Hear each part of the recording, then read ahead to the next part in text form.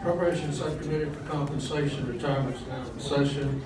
We have one bill this afternoon, Dr. Hugo's bill, HB 1245. Chair needs a motion for reconsideration of yesterday. So moved, Mr. Have a Chairman. motion for reconsideration, second. All those in favor of the motion, aye. Aye. Delegate Hugo. Mr. Chairman, thank you all very much. And I appreciate you making sure we hear this. It's very important to a lot of folks. Delegate Hugo, if I might interrupt, Yes, to sir. you and any folks that you have here.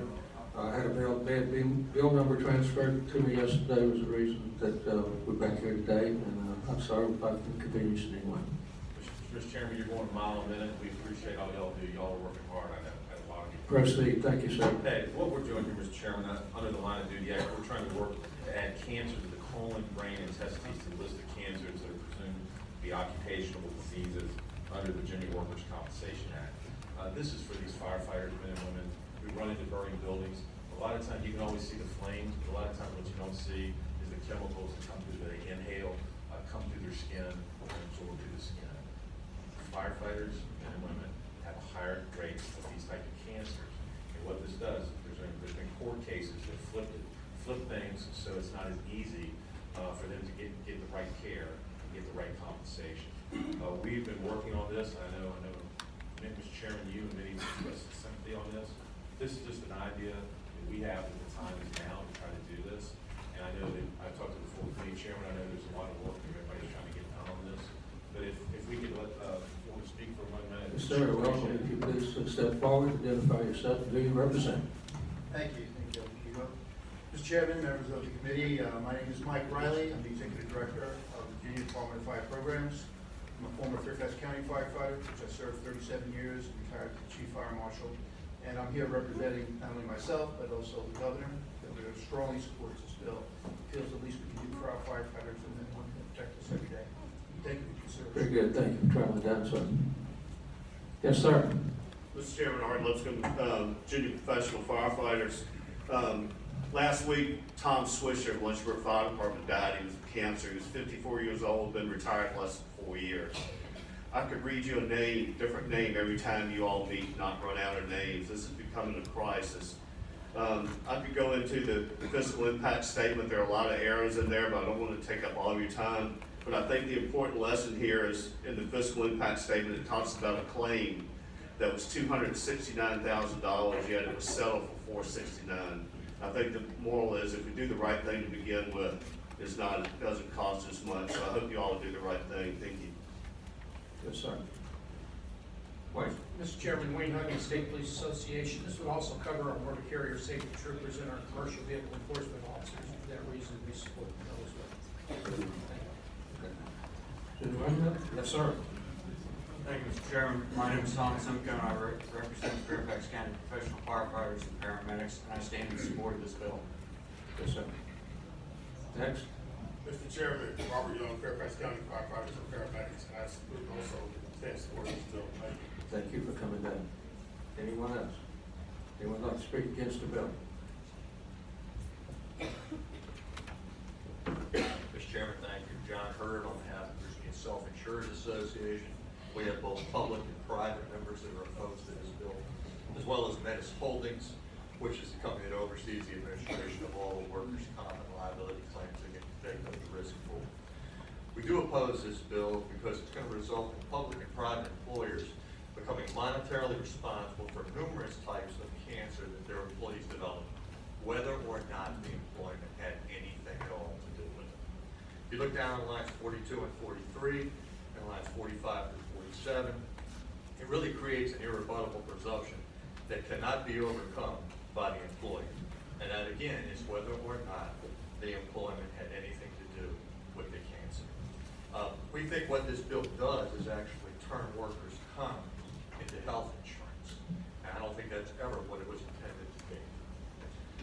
We do have a problem with the provisions of the bill that add colon, brain, and testicular cancers to the list of cancers that are presumed to be related to the employment.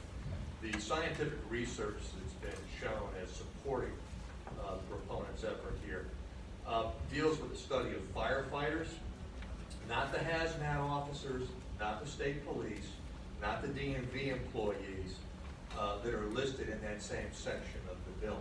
Those folks have different exposures, and there needs to be some scientific studies done before you give a presumption to those people for these type of cancers. The study also of the firefighters had some severe limitations. It did not include any information on the lifestyle choices that are linked to cancer, such as diet, exercise, smoking habits, alcohol use. It was just not available when that study was done. The study, and I'm going to quote from it, says, if you're a firefighter and have cancer, this study does not mean that your service caused your cancer. This study cannot determine if an individual's specific cancer is service-related. In addition to exposures that you may have encountered as a firefighter, there are other factors that may influence whether or not you developed a particular cancer, and the study was not able to address many of those factors.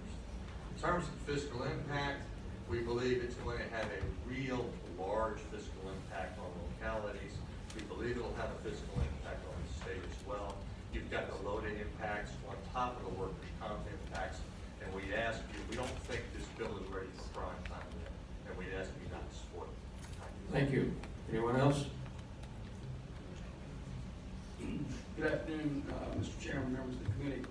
Chris Legault for the DML insurance programs. We too are in opposition to the bill for all the reasons that John stated. The thing about striking the language about no more requirement for proving contact with a toxic substance, that is so fundamentally upside down for the workers' comp system. You are turning workers' comp on its head if you strike that language from the code. It's never, ever intended to be health insurance. There must be a nexus between the employment and the condition or the injury. So for those reasons, we would oppose the bill. Very well. Anyone else? Mr. Chairman, Joel Andrus, representing Newport News Shipbuilding. We are a member of the Virginia Self-Insured Association, and we are required by our Navy contracts to have firefighters on site 24 hours a day, 7 days a week. We have about 21 firefighters who are there. They spend much of their time training, responding to false alarms, EMS, EMT calls, things like that. And very rarely do they fight fires. And we disagree with the underlying assumption that the line of duty leads to this presumption without taking into effect things like lifestyle, hobbies, things like that. So we oppose the bill. Thank you. Very well. So I'll give you a go. Anyone else? I'll give you a go. Go to the committee. And thanks for the patron. Mr. Chairman, just one quick vote. One, I believe most of the fire divisions prohibit smoking.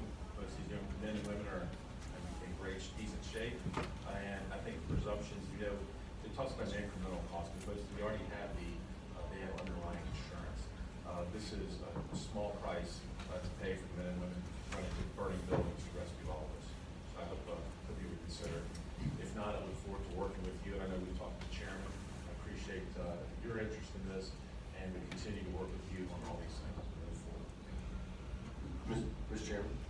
Dr. Garrett. Because Dr. Hugo, I'm looking at the composition of this dais, and I don't think there's anybody up here, sir, that understands the workers' compensation system and have dealt with all those issues more than you have, sir.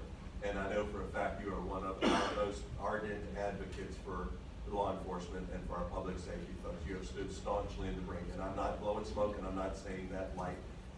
4 years ago, when the chairman put me on this commission, I got all excited because I figured, well, I know a lot about cancers, and I'll just go fix out all of this line of duty stuff. And Chairman Jones pulled me aside, and he already had figured out a lot of these things. And there's a lot of work that's been done with the line of duty. I'm a little familiar with colon cancer issues, making a non-rebuttable presumption that it has to a priority be related to their job function, particularly if there's not any requirement that in fact what something caused that, is just difficult for me from a policy perspective. But, Mr. Chairman, I'll make a motion when it's appropriate time. Mr. Chairman, What up? Dr. Friesen. thank you very much. One thing I would point out, and thank you very much, Delegate Hugo, for being a strong fighter for the firefighters. This is important. I mean, these guys are full-time, and we're talking about 12 years of continuous service in this bill, so I think that makes the, kind of, there's a presumption there that if they've been there working 12 years, that these are, because this cancer is caused due to that service, so I'm very supportive of the bill. Thank you. If they've been retired 5 years or more, this would not apply. Right, that's another good point. Thank you. Very well. Mr. Chairman, Dr. Garrett. I have a motion that we gently lay this bill on the table. I'm sorry, I understand that, Mr. Chairman. I would actually, Delegate makes a good point. I think he very much wants to continue to work on this and have this conversation. So, Mr. Chairman, I would move that we carry this over under Rule 22. I think that's a good measure. Is there a second?